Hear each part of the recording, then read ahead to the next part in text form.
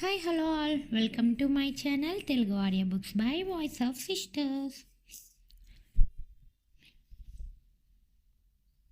ఉదయం సమయం ఇంట్లో అందరూ అన్విత గది బయట ఆందోళనగా నిలబడి ఉన్నారు. అన్విత రూమ్ తలుపు కొట్టిన విరాజ్, ఏ అన్విత, ఎందుకు అంత కంగారుగా ఉన్నావు? డోర్ తెరువు అన్నాడు. కానీ అన్విత తలుపు తీయలేదు. ఎంతసేపు అడిగినా పిలిచినా తలుపు కొట్టిన అన్విత నుంచి ఏ సమాధానం రాలేదు. దానితో అందరిలో ఆందోళన మొదలైంది. అసలు అన్విత ఎందుకు తలుపు తీయడం లేదు అన్న ఆలోచన. ఎవరు పిలిచినా అన్విత నుండి ఎటువంటి సమాధానం రావడం లేదు. విరాజ్ అన్వి ప్లీజ్ అని అరుస్తుంటే నిధి విరాజ్తో వెయిట్ విరాజ్, నేను వన్స్ ట్రై చేస్తాను అంటుంది. సరే చెయ్యి అంటూ విరాజ్ వెనక్కి తగ్గాడు. నిధి డోర్ కొట్టి అన్విత ప్లీజ్ డోర్ తెరు, చూడు రాత్రి 12 గంటలకి నిన్ను విష్ చేద్దామని వచ్చాను, కానీ అప్పుడు నువ్వు డోర్ తీయలేదు, మళ్ళీ ఇప్పుడు కూడా డోర్ తీయడం లేదు, నేను రావడం నీకు ఇష్టం లేదా, వెళ్ళిపోనా అంటూ నిధి అడిగింది. నిధి ఇంత చెప్పిన తర్వాత కూడా అన్విత డోర్ తీయలేదు. లోపల నుంచి ఎటువంటి శబ్దం వినపడలేదు. నిధి అందరికీ కనబడేలా ఏడుపు మొహం పెట్టడం మొదలుపెట్టింది. దర్శన్ ఆమెను అలా చూసి నవ్వేసరికి నిధి దర్శన్ని కోపంగా చూడడం మొదలుపెట్టింది. సులోచన, ఇప్పుడేం చేస్తాం అక్క? అన్విత కోపంగా కూర్చుంది. ఇప్పుడు ఆమె కోరిక ఎలా తీర్చాలి? ఆకాష్తో మాట్లాడి దాదాపు 1.5 సంవత్సరం అయింది. ఇప్పుడు ఆకాష్తో ఎలా మాట్లాడాలి అని అడిగేసరికి జయా గారు దర్శన్తో, దర్శన్, నువ్వు కూడా ఆకాష్తో మాట్లాడలేదా? నాకు తెలిసి నీతో కాంటాక్ట్లోనే ఉంటాడు. ఆకాష్కి కాల్ చేసి ఇప్పుడే ఇంటికి రమ్మని చెప్పు అంటుంది జయ. దానికి దర్శన్, జయ అమ్మ, మా సార్తో మాట్లాడాను, కానీ ఆయన ఎప్పుడు వస్తారనే విషయం గురించి మాట్లాడలేదు. ప్రస్తుతం ఆకాష్ సార్ నుండి నాకు 1 వారం నుండి కాల్ కూడా రాలేదు అని దర్శన్ చెప్పడంతో అందరూ నిరాశ చెందారు.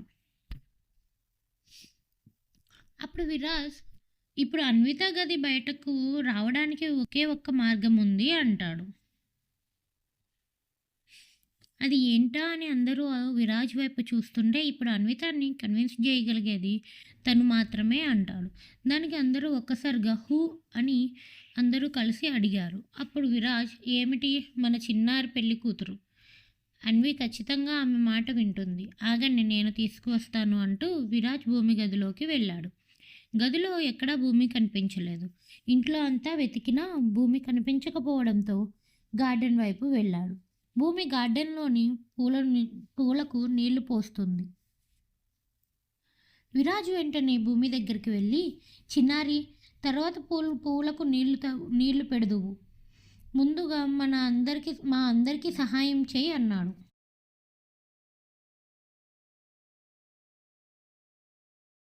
దానికి భూమి, అయ్యో అంతలా ఏమైంది సార్ అని భూమి అడగ్గా విరాజ్ ఆమెను అన్విత గది వైపుకి తీసుకువెళ్ళి, ఈరోజు అన్విత పుట్టినరోజు, ఆకర్షణ ఇక్కడ లేడు కాబట్టి ఆమె కోపంగా ఉంది.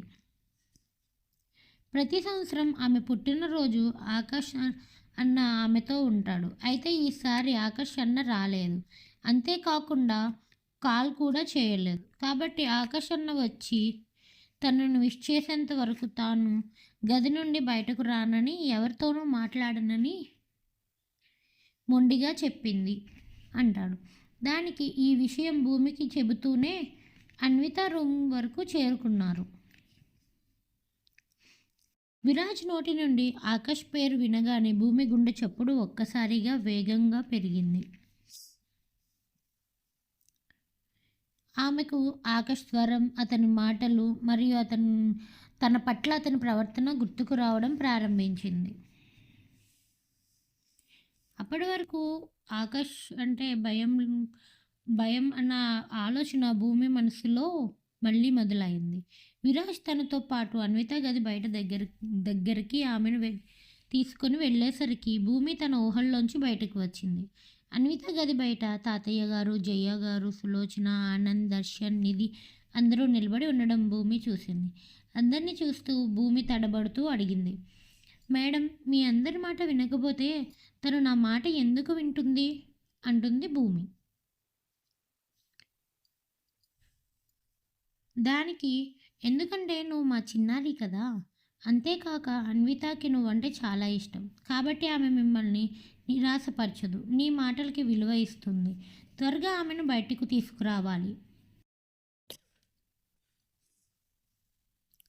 నువ్వు ఈ పని చేస్తే నేను నీకు పెద్ద చాక్లెట్ తెస్తాను అని విరాజ్ అనగానే భూమి బుసలు కొడుతూ విరాజ్ని చూసి 2 చేతులు నడుం మీద పెట్టుకొని నువ్వు నాకు చాక్లెట్ ఆశ చూపిస్తున్నావా? నేను ఇంకా చిన్నపిల్లని కాదు అంటుంది.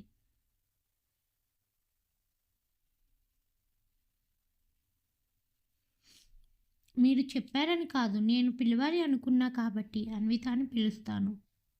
మీరు నన్ను చాక్లెట్ కోసం టెంప్ట్ చేయాల్సిన అవసరం లేదు అంటుంది విరాజ్తో. ఇలా చెబుతూనే ఆమె మొహం తిప్పుకొని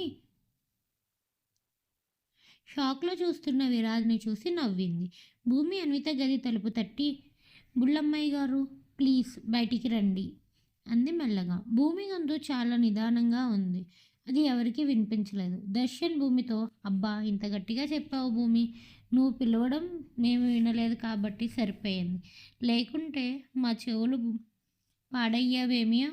పాడయ్యావేమో అంటాడు. దర్శన్ జోక్ చేయడంతో అందరూ నవ్వుతూ భూమి వైపు చూడడం మొదలుపెట్టారు. ఈసారి భూమి కాస్త పెద్ద గొంతుతో అన్విత మేడం ప్లీజ్ డోర్ తెరవండి. అందరూ కంగారుగా బయట నిలబడి ఉన్నారు. అందరూ మిమ్మల్ని విష్ చేయాలనడానికి వచ్చారు. నేను కూడా మీ పుట్టినరోజు అని తెలిసి వచ్చాను. దయచేసి తలుపు తెరవండి.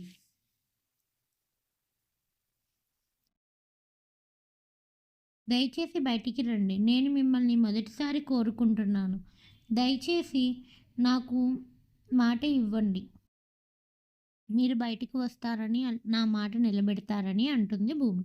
భూమి వాయిస్ ఎంత మధురంగా ఉందంటే అక్కడ నిలబడిన వారందరూ ఆమె మధురమైన చిలక పలుకులు విని పెదవులపై చిరునవ్వు వచ్చింది.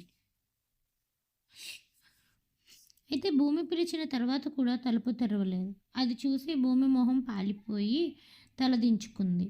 భూమి అన్విత మేడం మీరు బయటికి రావడం లేదుగా, అయితే నాతో ఇంకా ఎప్పుడూ మాట్లాడకండి, నేను వెళ్ళిపోతున్నాను అంటూ కొంచెం గట్టిగా అరిచింది. అట్నుంచి నిజంగా వెళ్ళిపోతున్నట్లు అడుగులు చప్పుడు చేసింది భూమి.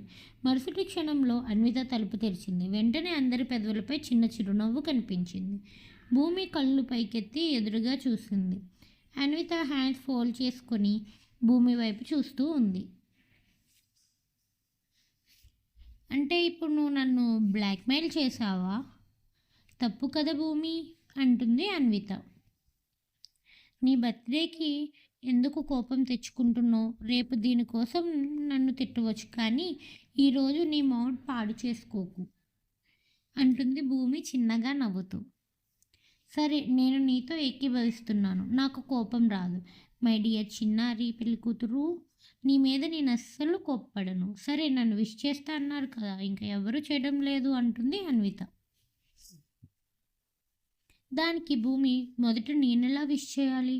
పెద్దయ్య గారు మొదట చేస్తారు అని భూమి చెప్పగానే అన్విత భూమి నుదుటిపై చిన్నగా కొట్టి వేగంగా ప్రసాద్ వర్మ వద్దకు వెళ్ళి అతని పాదాలకు నమస్కారం చేసింది.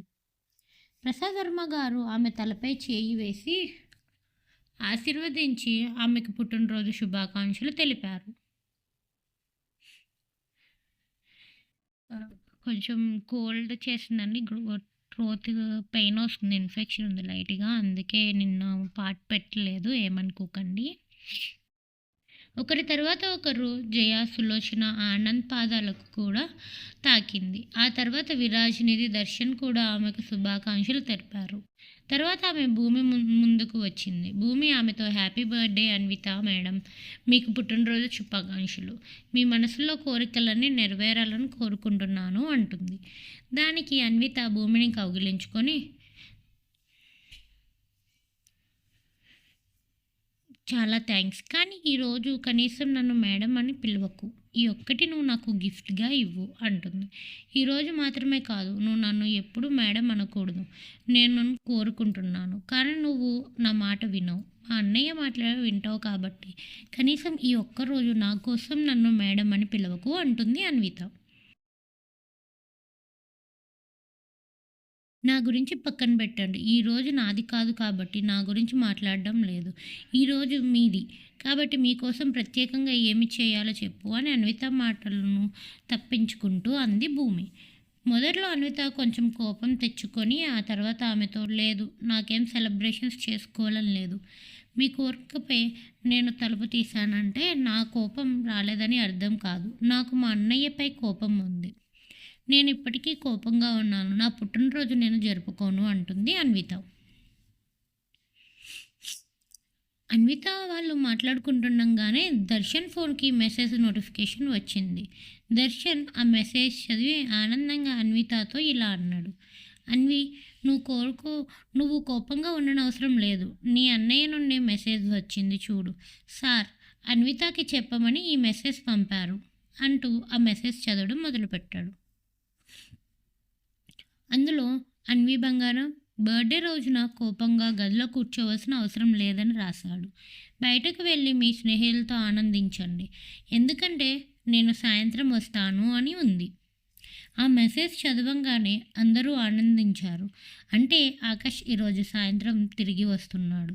ఆ మాట వినంగానే భూమి గుండెల్లో రైళ్లు పరిగెత్తాయి.